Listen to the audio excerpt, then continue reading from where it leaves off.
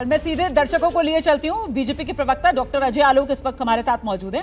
तो डॉक्टर अजय आलोक जी, मतलब कांग्रेस की तरफ से साफ कर दिया गया है कि ये छत्तीसगढ़ वाला जो मैच है ये पंजे की मुट्ठी में है, कांग्रेस की मुट्ठी में है ये छत्तीसगढ़ का मुकाबला।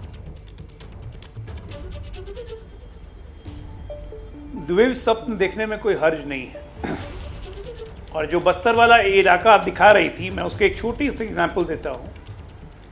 प्रधानमंत्री की सभा थी जगदलपुर में, और जबकि ऑफिशियल कांग्रेस पार्टी की सरकार ने सुकमा और बस्तर बंद बुलाया था, और उसके बावजूद भी 1.5 लाख से ऊपर जनता वहां पहुंच गई। और किस तरह से जमीन खिसक रही है कि आप ये देखिए कि प्रदेश का डिप्टी चीफ मिनिस्टर खुद कह रहे हैं कि 12 में 12 जितना प्रत्याशित होता है।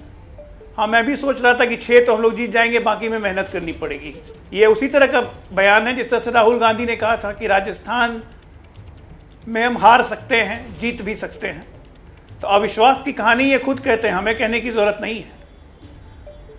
और इस बार चुनाव होने दीजिए छत्तीसगढ़ का। ये 5 साल में छत्तीसगढ़ में जो लोगों ने 36 नंगा नाच देखा है कांग्रेस का, ये लोग कांग्रेस को नचाएंगे इस बार चुनाव में। हम तो 3 दिसंबर का इंतजार कर रहे हैं।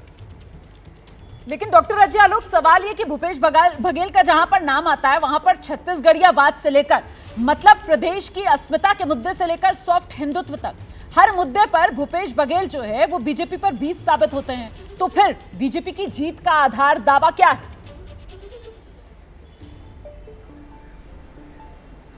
आप पे मुझे आश्चर्य लगा रोमाना जी, आपने भूपेश बघेल को सॉफ्ट हिंदुत्व से कैसे जोड़ दिया? राम वनगमन पथ हो, खुलेआम उन्होंने हिंदुत्व की आलोचना की। उनके पिताजी का, उनके पिताजी का, उनके एक मिनट राम मंदिर सर्किट रमन सिंह का बनवाया हुआ है। सिर्फ बोर्ड लगवाया भूपेश बघेल ने। किसी भी रायपुर में किसी भी लोग से पूछ लीजिए, सिर्फ बोर्ड लगाने की राजनीति इन्होंने की है। उनके पिताजी ने किस तरह की बात बोली ब्राह्मणों के बारे में, हिंदू धर्म के बारे में, खुद भूपेश बघेल ने क्या क्या कहा सनातन के बारे में, ये ऑन रिकॉर्ड है। और आप उनको सॉफ्ट हिंदुत्व से जोड़ लिए। कौन से छत्तीसगढ़िया हो गए वो? उन्होंने किस छत्तीसगढ़िया का भला किया है? सारा भला तो अपना ही किया।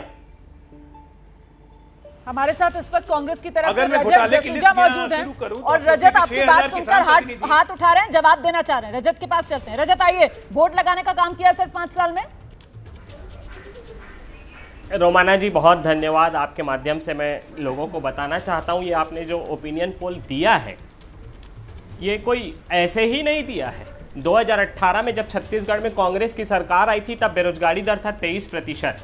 आज बेरोजगारी दर है 0.1%। पूरे देश में सबसे कम बेरोजगारी दर कोई अगर है किसी प्रदेश में तो छत्तीसगढ़ में है। और अभी मैं डॉक्टर अजय आलोक जी को सुन रहा था, मैं उनको बहुत सीरियस और अच्छे प्रवक्ता समझता था, लेकिन उन्होंने जो ढकोसलेबाजी की है, जो उन्होंने भारतीय जनता पार्टी ने जो बस्तर के लोगों को झूठ परोसने का काम किया है, मैं उनके लिए कहता हूं कि सोचने से कहाँ मिलता है तमन्नाओं का शहर, चलने की जिद भी ज़रूरी है मंजिल पाने के लिए। इसलिए कहता हूं कि जब बस्तर में हम लोगों का शासन आया था तब छत्तीसगढ़ में बीजेपी के लोगों ने 200 स्कूलों को बंद कर दिया।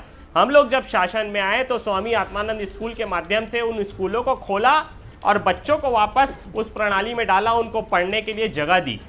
और जिस तरीके से डॉक्टर अजय आलोक झूठ बोल रहे हैं, झूठ परोस रहे हैं, और डॉक्टर नरेंद्र मोदी की रैली के बारे में बात करते हैं, मैं बताना चाहता हूं कि नरेंद्र मोदी जब बस्तर में आए थे पूरा बस्तर बंद था। और क्यों बंद था? क्योंकि नरेंद्र मोदी और उनके सरकार नर नागर प्लांट को प्राइवेट हाथों में देना चाहता है। बहुत दिलचस्प है ये दावे जो आप दोनों तरफ से सुन रहे हैं, बीजेपी और कांग्रेस की तरफ से। और ये हाल तब है जबकि अभी छत्तीसगढ़ के सिर्फ एक रीजन के ही आंकड़े मैंने दिखाए हैं। महज 12 सीटों का ये आंकड़ा अभी आपने देखा है दक्षिण छत्तीसगढ़ का। अभी उत्तर छत्तीसगढ़ और मध्य छत्तीसगढ़ जो सबसे बड़ा रीजन है, जो निर्णायक रीजन माना जाता है, वहां का आंकड़ा बाकी है। और उसी से तस्वीर साफ होगी कि इस बार छत्तीसगढ़ में किसकी सरकार, कौन बनेगा मुख्यमंत्री।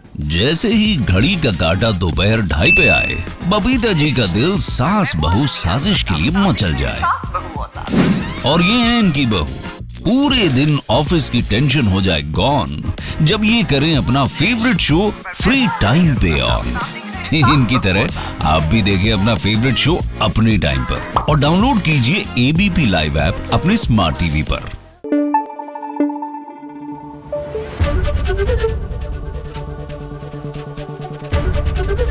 ABP News, आपको रखे आगे।